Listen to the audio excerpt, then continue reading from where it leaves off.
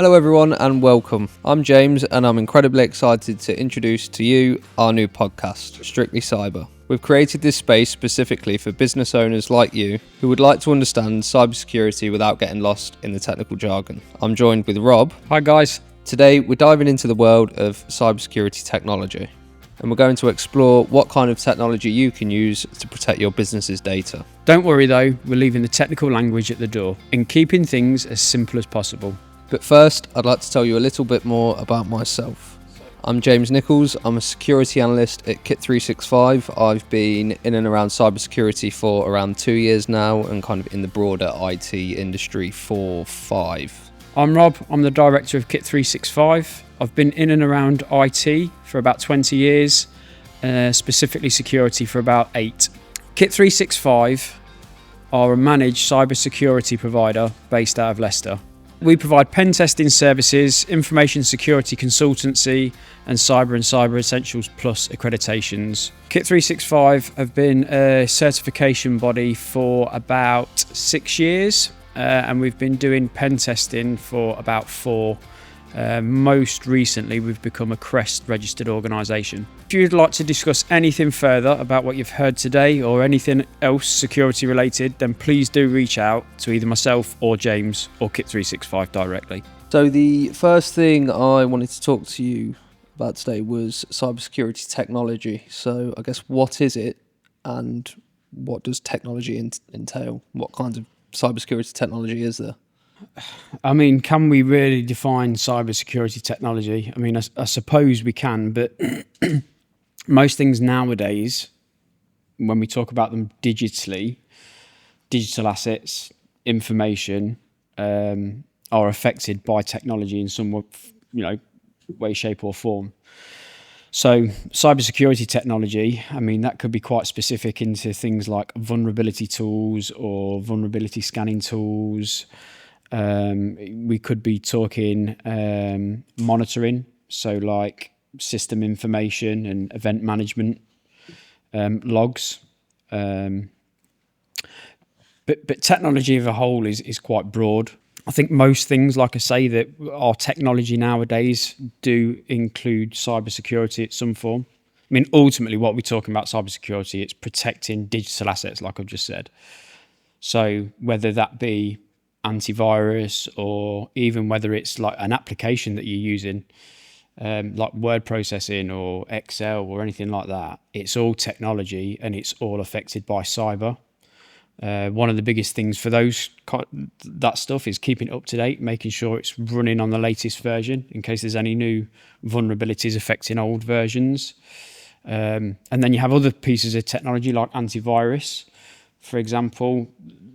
Loads of different flavors of it now, but let's just keep it to antivirus software you install that's trying to detect malicious software or malicious behavior or something like that.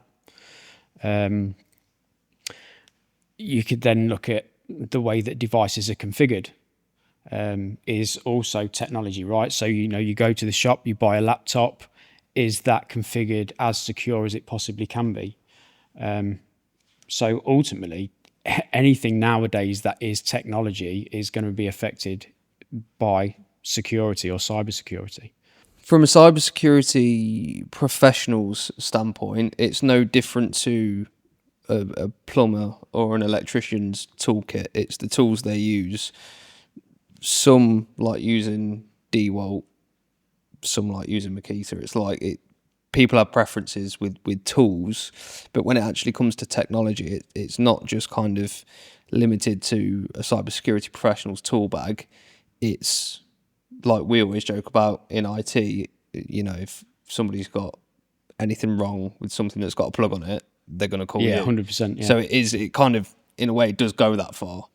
And like you've just said, I think it was a real good point that you made there. Like, nowadays, everybody is using technology in some form, whether it be a mobile phone, laptop, like a cloud service like Microsoft 365, whatever it might be. And they both have the potential, or all of that stuff has the potential to make you secure, but also do the opposite. Yeah, make you insecure, if you like. Yeah. So when we talk about technology, it's some of it is knowing what technology's out there to make you safer. Some of it is a case of what technology are you using and have you configured it in the best possible way for your security. Why do you think it is that businesses or individuals get overwhelmed by technology and cybersecurity in particular as well? I think on the technology side of it, they don't understand it, and that's the kind of overwhelming part about it. It's understanding what all the tools and kind of tech does. Then you can wrap your head around it and kind of really digest it. That stops you getting overwhelmed. Again, if you kind of bring it back to like plumbers and electricians, it's that they'll have multiple kinds of drill, and somebody might not understand what the difference between the two of them is. So how are they possibly going to use it? So it's the exact same as that. It's what's the difference between endpoint detection and response and antivirus. You know, when you kind of sum it up, they sound like the same thing, but they do the same thing, but a little bit different. So that's the overwhelming part for businesses and people that aren't necessarily in the space and in the industry, is trying to wrap your head around what everything is and what it does. Yes, I think it's a good point, really, because there's kind of two things there for me. I think in this day and age, there's that much out there, it can be hard to know what's right for you. Again, if you just kind of look at antivirus as a product or as a solution, do we want MDR, XDR, EDR? What does that all mean? How do they differ? You've got 20, 30, 40 different products that you could potentially buy. Like, where do I even start? So it can be a minefield for people, right? And at that point, people just go, switch off. Yeah. So that kind of brings us on to the second point, which is like understanding what it is that you actually want to protect and why. And that's different for different businesses. Sole trader, as a plumber, electrician, or whatever it might be, potentially just needs a laptop, some form of subscription to maybe Office for email, or maybe they've got a Gmail account, or all these, whatever it is that they might need. So their requirements are going to be very different to someone that is, maybe 5 to 10 employees, volunteers, trustees, and they all bring complexities as well, because if you're an employee, you might be getting a device that's provided by the company, but if you're a trustee or a volunteer, it might be your own device. So straight away as a business, if I've got employees, it's a lot easier for me to go, right, this is my setup in terms of I'm going to buy a laptop. It needs to be configured this way, and this is how you're going to use it. There you go.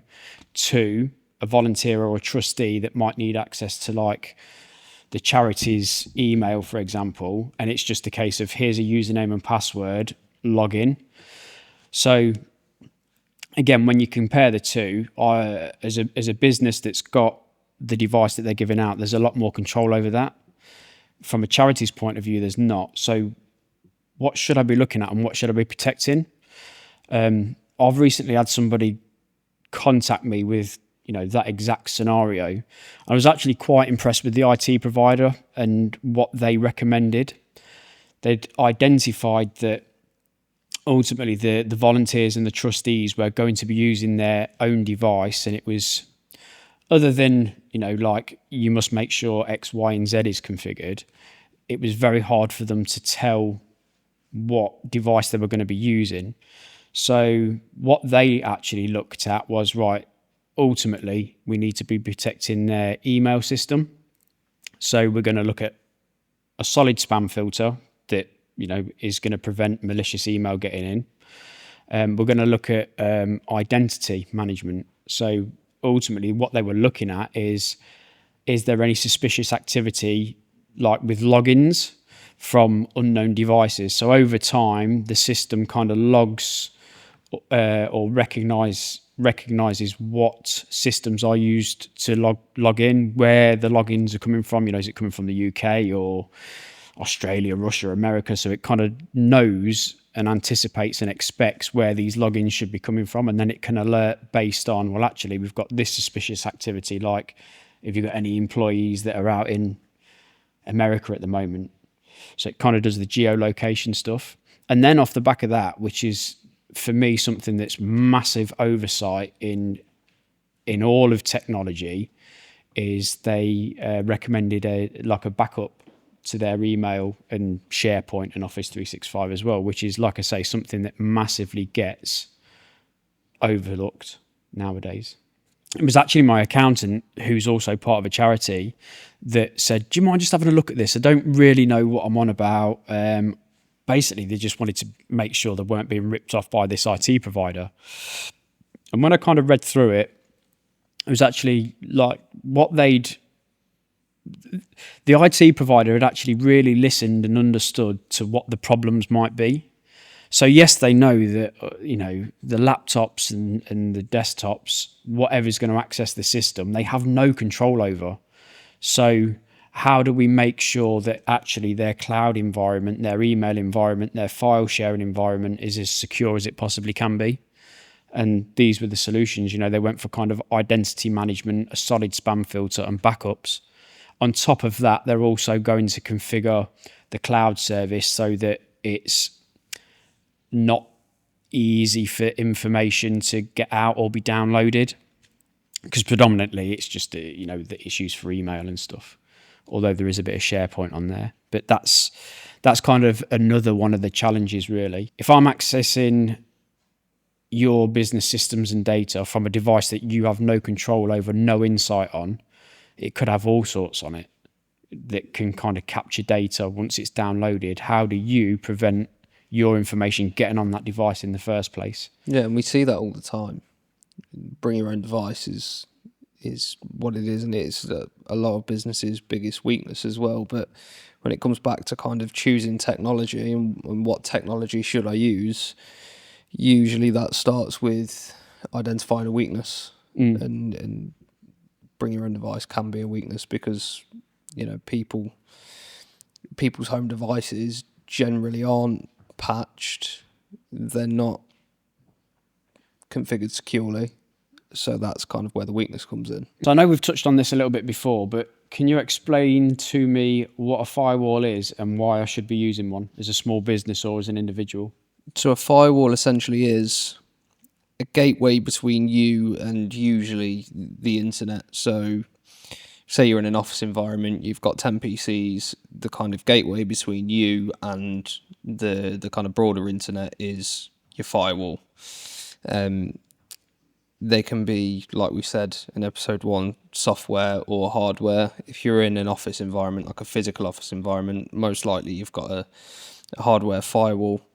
We now also see software firewalls kind of on the endpoint themselves, and most major operating systems kind of build them into the actual operating system as well. But they are very important basically for controlling the flow of data between your device and the internet. So yeah, to add to that as well, it's going to stop if I'm on a network, and this comes down to like a software firewall on the laptop now. So if I'm on a network that, I've joined the free Wi-Fi in the local hotel or whatever it might be, I've got no idea what else is on that network. So what the firewall will do is it will help, or it will prevent and stop connections from, other devices on that network trying to connect into mine.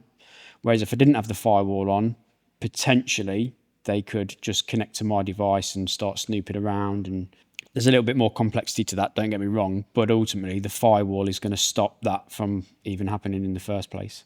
So what we have here is a relatively new macOS device, and we'll quickly have a look at the firewall. So if you come to the top left corner, so this is the software firewall, right? Software firewall, yeah. So in the top left hand corner, you can click the Apple logo, and it should give you system settings. And then in here, you can go to network, and we can see that the firewall is inactive.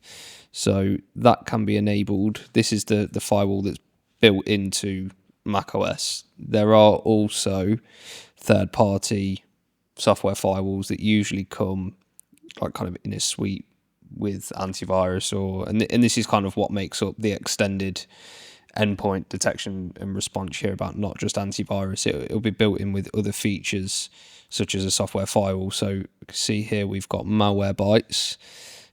If we take a look here at settings, but yeah, we can see kind of 3 examples here of software firewalls, 2 third-party ones, and the one that's built into the system itself.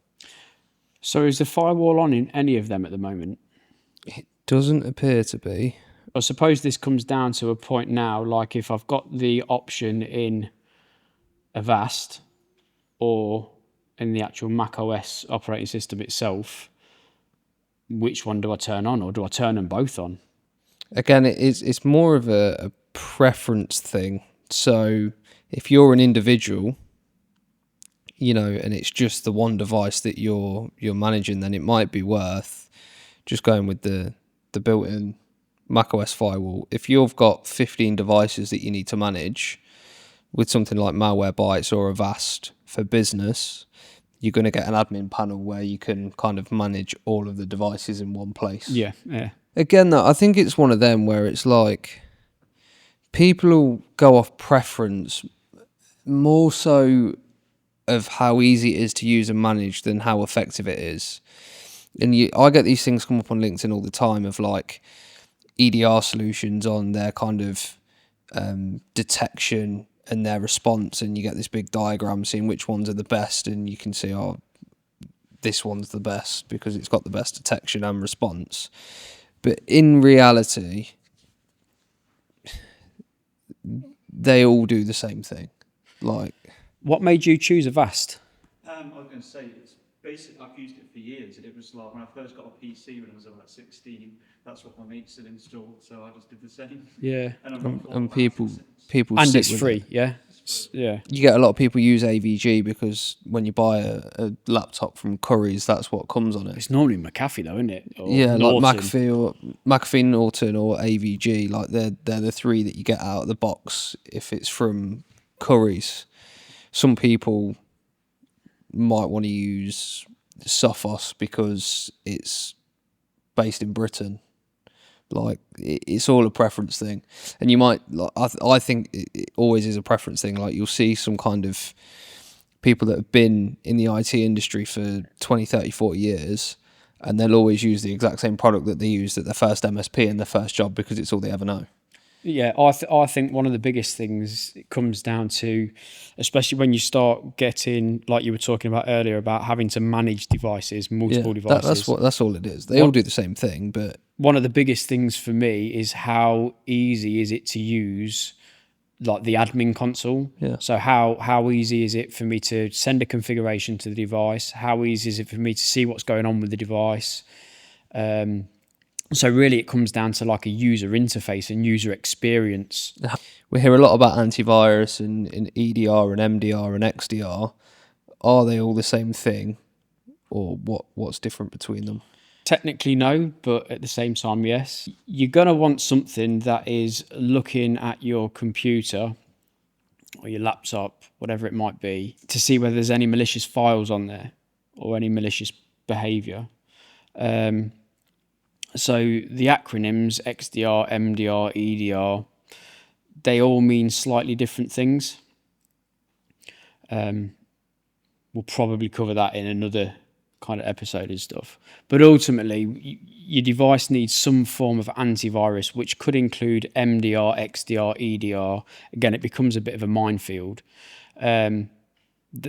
They all can be much of a muchness. So again, for me, you need to be looking at what it is that you actually want to do and want out of the product. Some products offer additional features nowadays. So some of them will have like network detection as well, or, scan the network that you kind of want to see what's on there.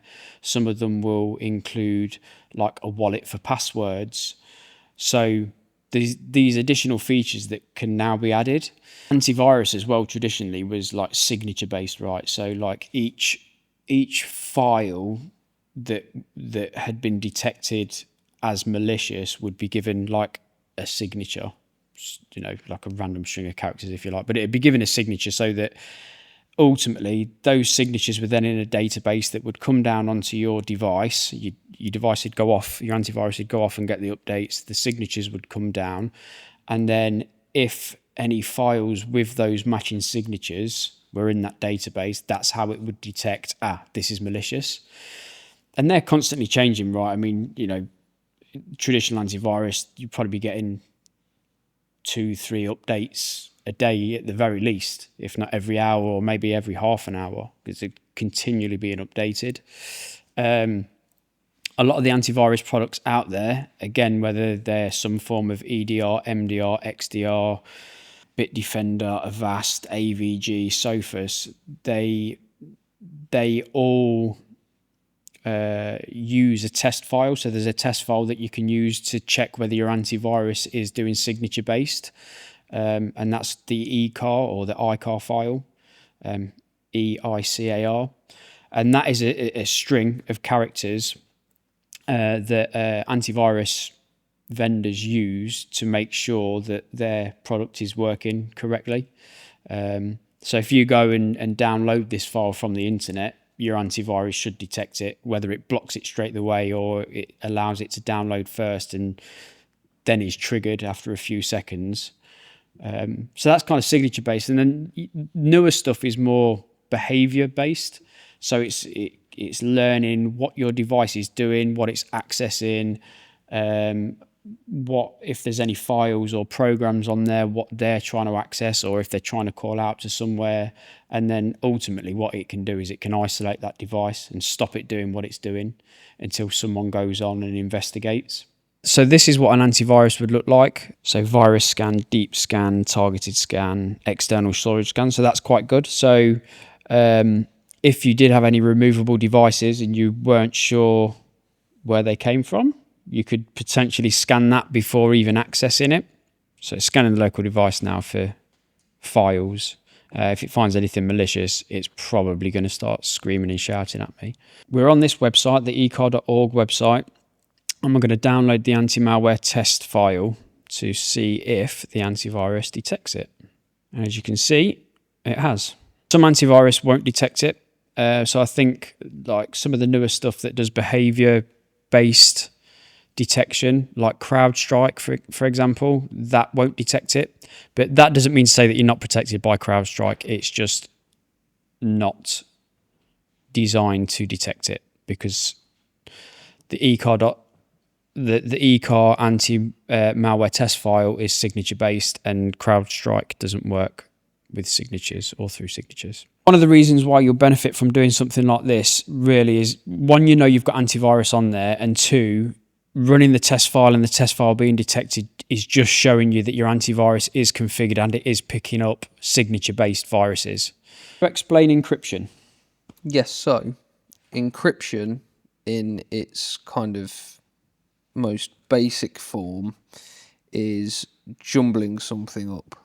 For example, like the biggest example really like that springs to my head straight away is like the Enigma code in the war, and that being cracked. It's basically taking something, completely scrambling it up, and then the encryption key is basically what can be used to decipher that and make it make sense. So ultimately you're going to send me something. It might be just, I don't know, your name, for example, on a piece of paper. And if you pass that to me, anybody that gets that piece of paper between me to you or you to me is going to know what your name is, right? So what you would do is ultimately jumble all that up in a certain way, send that to me, but I would know the order in which you jumbled it up so that I could put it in its original order. The idea behind it obviously is if you jumble it up before it gets sent to me, anybody that gets that information in between, anybody that gets that information in between shouldn't really understand what it says or what it is. Yeah, and for businesses to kind of make that make sense and where you might see it in your business, or what you might hear your IT provider say to you is Bitdefender on Windows. It comes as standard in Pro and Enterprise versions. Essentially, you can encrypt the hard drive on your device, and then you have the I've just called it Bitdefender, haven't I? Yes. Yeah, so I've got that wrong. It's BitLocker. Yeah, so the I kind think of Bitdefender can do it, drive encryption Bitdefender as well, does though, do to be drive fair. encryption. Yeah. I think we might use it. Yeah, so BitLocker comes built into Windows, not Bitdefender, and that can be used to encrypt your hard drive. So basically, what that means is if you've got a laptop and you've encrypted your drive, if somebody steals your laptop out of your car, they can't take the drive out of it, put it into their device, and kind of see what's on there because it's completely locked and encrypted, and the device that they plugged it into doesn't have the encryption key. You can also encrypt external media, so USB sticks, external hard drives. That's very important because they're much more easier to misplace or leave lying around and fall into the wrong hands. So again, that's really important for businesses. Yeah, and I think to touch on the drive encryption as well, I mean, that was something that, we used to do even as like a sysadmin. If someone's computer had kind of died, we still might be able to get the data from it. So what we used to do is take the hard drive out, plug it into another computer as a second drive, and then we were able to browse. Some of the issue with that is like, depending on how you're disposing of your equipment, potentially that could fall into the wrong hands.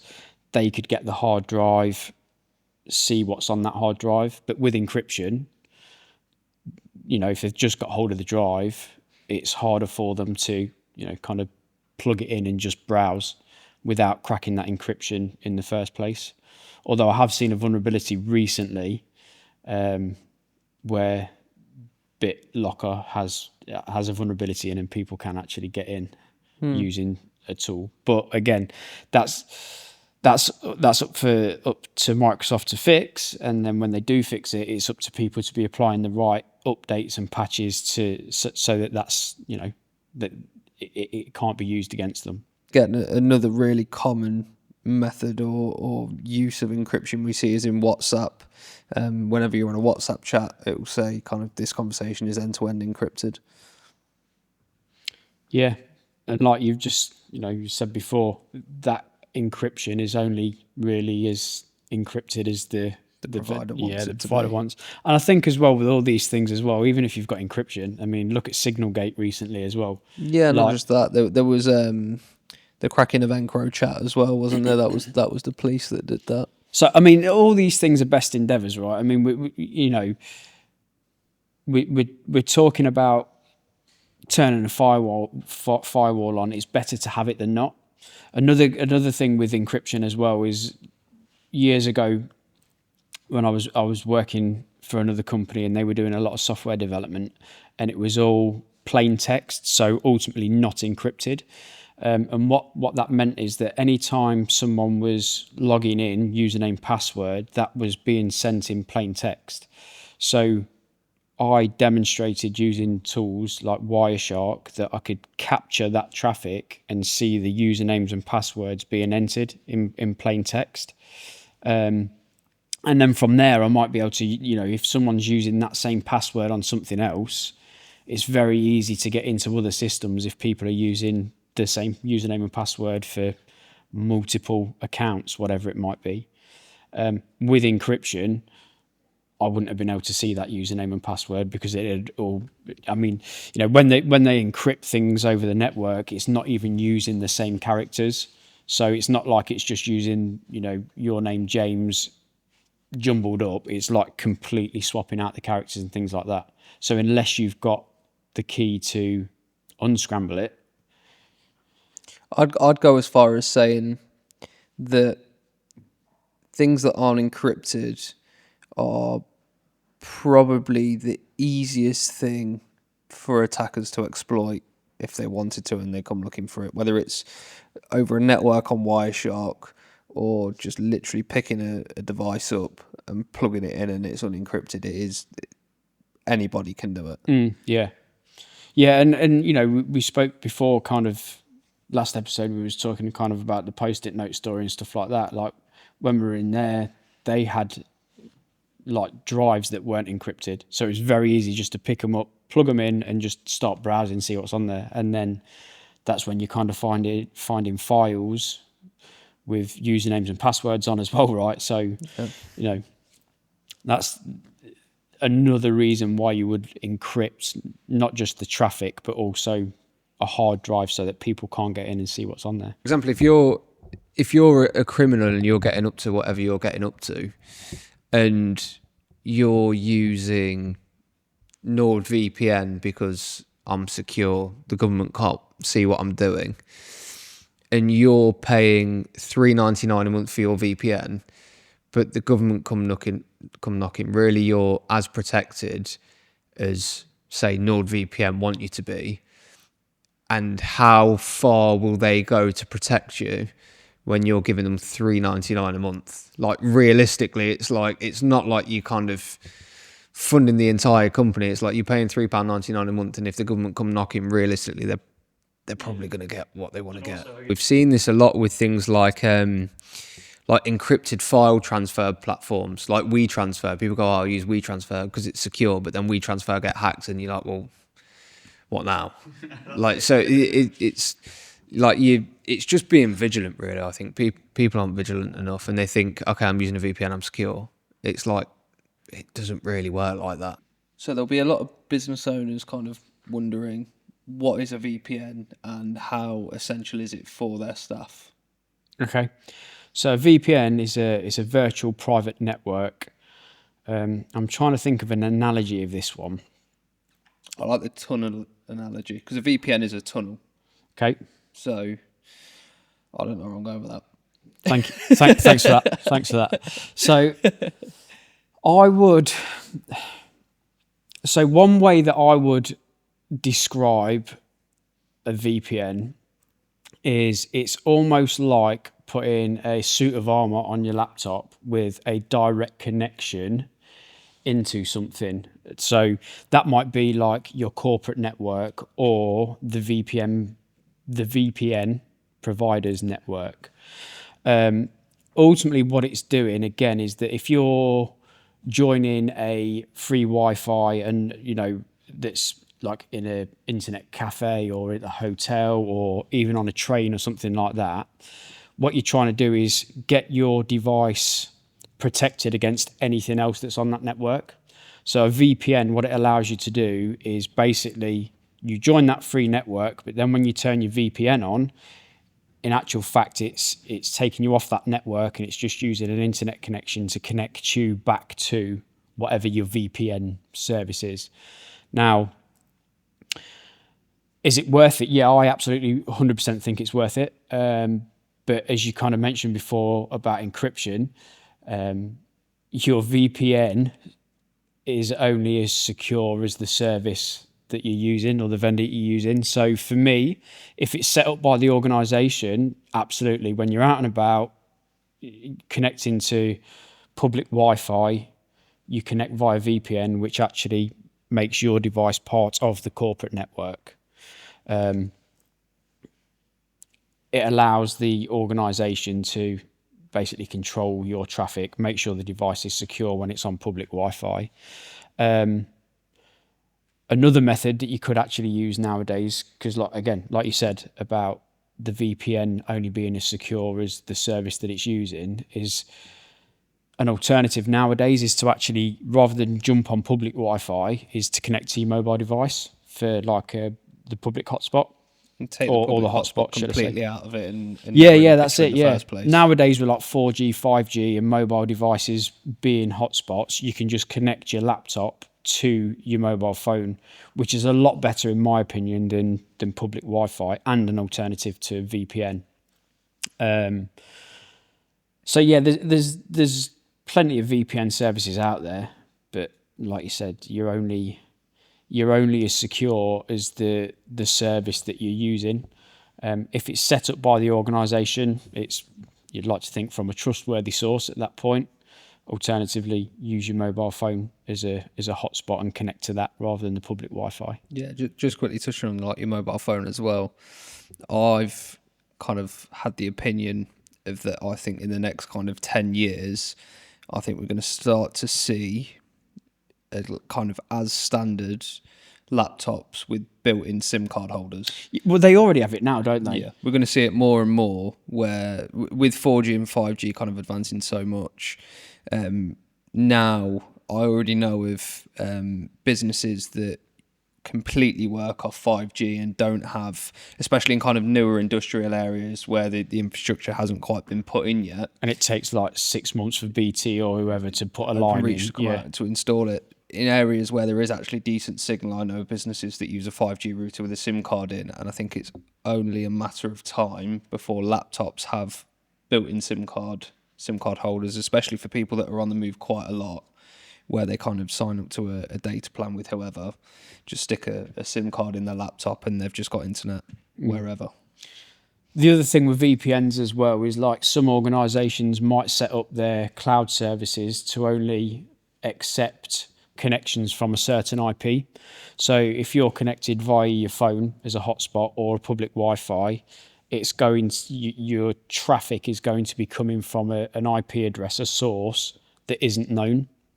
So another reason to have kind of VPN if you've got to access business systems and data while you're working remote is that reason. You know, you would connect via a VPN, which would take you into a network that you are then coming from a known source and able to get access to information. Yeah, and I guess we should also kind of specify that there's two kind of types of VPN. Well, there's multiple types of VPN in kind of the way they connect, whether it's like SSL or point to point. But in terms of the actual product, there's a couple of types. There's like what we'd probably refer to as like a corporate VPN, like you mentioned, where from your device, wherever you are in the world, you kind of tunnel back into the office network. Yeah. Kind of back to the office network. But then the kind of other form of VPN we see a lot is things like NordVPN, where it's more of a public VPN service where, say you're on a public network in Starbucks, you can connect to NordVPN and kind of take yourself away from that. Or if you're in Spain and you want to watch UK Netflix. I was just about to say that. It's like a common use case nowadays is like if you want to kind of, like you say, if you're abroad and you want to watch UK Netflix, or even if you're in the UK and you want to watch like American Netflix, you have a VPN and you can select the country that ultimately it looks like your devices are coming from. Yeah. Therefore, you can get access to the American version of Netflix or whatever it might be. From a company point of view, like, so when you're talking individuals versus a lot of people, again, or an organization, from a company point of view, there's a lot more control there, right? Because usually what happens there is you've got an internet line in from whoever, BT, Virgin Media, whoever your internet service provider is. You've got a hardware firewall, which can usually be configured with VPNs. So it allows these connections in. A little application gets installed on your laptop. You're given a username and password, and that's what you use to connect back to the office. So there's a lot more control over there. And, you know, organizations can do things like web filtering, so they can stop you like accessing certain categories of website, you know, whether it be gambling or something like that. MFA sounds fancy and we kind of blabber on about it all the while. But what is it and how important is it? Multi-factor authentication, MFA. 100%. We need it. Wherever we can use it, put it on. It's that extra layer of protection for you. You know, username, password, and another code that's delivered, you know, via email, via text, or through an app on your phone. So if someone was to get your username and password, they're still going to need this code to get into your system. So it might be like your Amazon account or your Netflix account or something like that. MFA, it might sound fancy, but it's absolutely needed. I'd go as far as saying it's the single most important thing a business can do to protect itself online.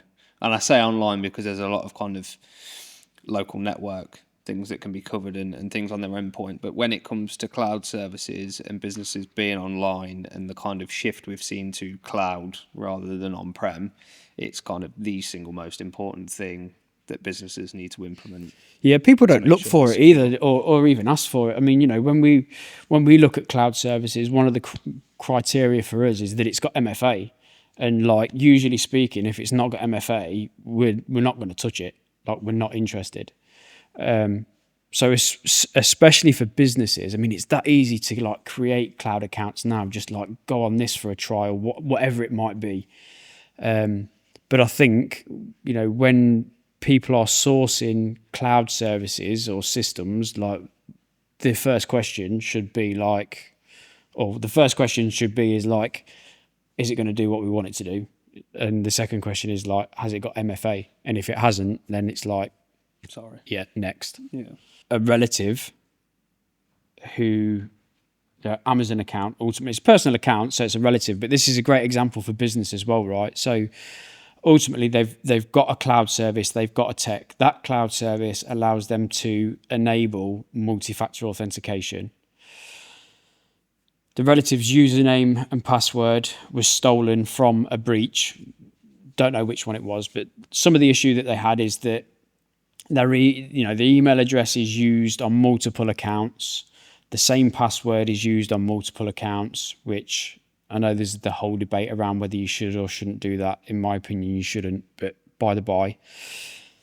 The account that they managed to get into, which was their Amazon account, allows them to configure that user account with multi-factor authentication. They didn't have it on.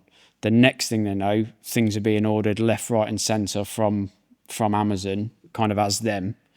So this is a prime example, really, of you're using technology or a cloud service that allows the use of multi-factor authentication, and had it have been on, they wouldn't have got in. Now, MFA can be bypassed, don't get me wrong, but in this instance, it's kind of a relatively low-level attack. Username, password, I'm going to try and log in. If they were then presented with, well, actually, give me your code that's on your phone, that'd have been that. Like, whether the relative would have known that attempt had happened or not is kind of another story as well. But ultimately, if MFA was on, that person that's trying to get into their account would have been stopped in the tracks. And that's the same for business, right? Like, if you're protecting your information, that's a prime example of technology that can be used. And if it's in place, get it turned on. Conversely, though, people can let the tech down. Yes. And we've heard... Yeah, so there is an example of that. We've heard stories of a business who had MFA implemented perfectly across all users throughout the organisation. It wasn't just SMS and email-based MFA. It was like one-time passwords through requests on an authenticator app. Somebody fell for a phishing email, I think it was, a member of the organisation, and kind of gave their username and password away. Somebody then tried to sign in with that username and password. They had a notification come up on their phone saying, "Is this you trying to sign in?" And they just click yes. Yeah, so that's both ways. Yeah, absolutely. But I mean, like the MFA is on, right? I think that comes down to people more than technology. So, I think what the organisation failed to do there was, probably train the people more so than put the tech in place. But this comes down to the people process technology thing again, right? Like, again, it goes back to what I said in the last episode about kind of people process technology, and you can kind of almost compare it to like the fire triangle. Yeah, and it's you exactly can have the that. best tech in the world, you can have the best processors in the world, but if you've got one bit that falls short, yeah, you're in trouble. Yeah, absolutely. Yeah. So yeah, you're right. There are, again, I think that comes down more to people than technology and cognitive behavior.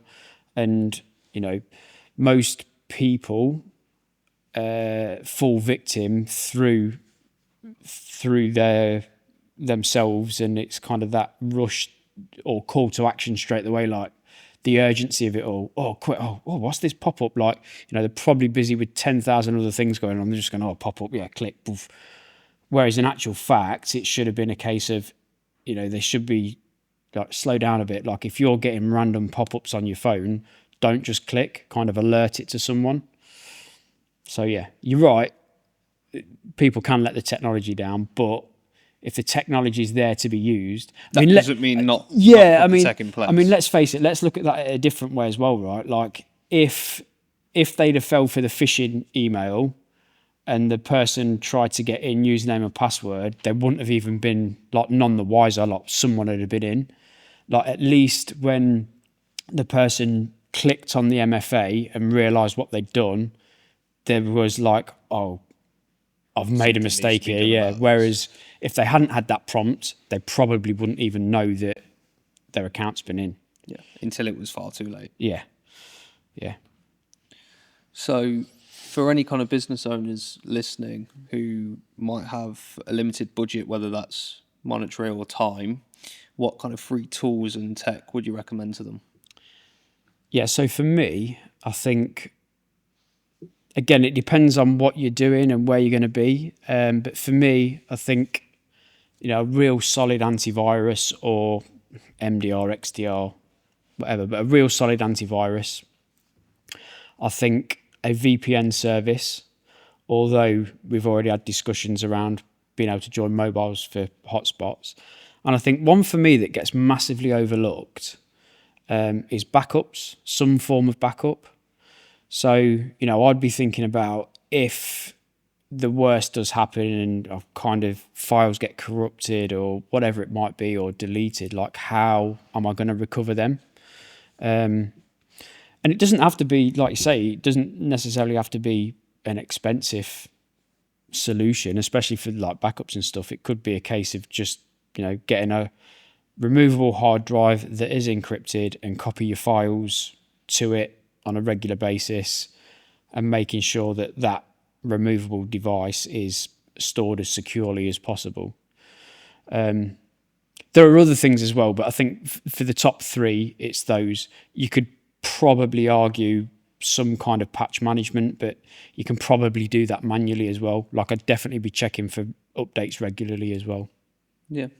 I think as well, to add to that, there's a lot of free tech and there's a lot of free technology and kind of little tips and tricks that businesses can implement into the business from the off just to be more secure, especially looking at like device hardening like we have done with the Mac device we've got there. Just making sure that you kind of use the right little best practices to begin with, whether that's making sure that users don't have local admin, making sure that any inbuilt security features on the operating system are enabled, whether that's software firewalls or drive encryption. Just get it on. I'd tell you one that I love as well, which is, again, it comes down to cognitive behavior, but is turning the download prompts on, like the save locations for web browsers. And the idea behind it is that if you're browsing a website and it's a malicious website and it tries to download something without you knowing, your first kind of alert to that is the fact that this web browser prompt is kind of saying, save as save location. You know, if you're just browsing, you'd like to think that, okay, this is a bit strange. Why has this come up? So it's kind of that first alert really to additional click as well. Yeah. To enable that, by the way, if you go to the three dots in the top right hand corner of, like, if you're using Chrome or Edge, in the top right corner, three dots, settings, and then downloads, and then you can enable ask where to save each download. Yeah, it's usually the top radio button, isn't it? But yeah, good tip. I like that one. So another really important thing to check on your endpoint devices is local accounts and account separation. So you kind of need to make sure that you're not using administrator accounts for day-to-day use. This comes up in Cyber Essentials, and it's a big part of Cyber Essentials. And essentially, the idea is that it's okay for people to have administrator access. That's completely fine. but making sure that the account that they use day to day for things like browsing the web and email aren't administrators. So if you can see here, I've just hit the Apple logo in the top right, gone to system settings, and then in here there's users and groups, and I can see the kind of main account that's used and logged into day to day is an administrator. So the ideal way of kind of fixing this would be to add a new user, and in this case we could call it whatever the user is and then admin, or just call it admin. And once that account's created, we can log into that admin account and we can remove the administrator rights from this account. So then this user will be using a standard account day to day and have a totally separate admin account for making configuration changes.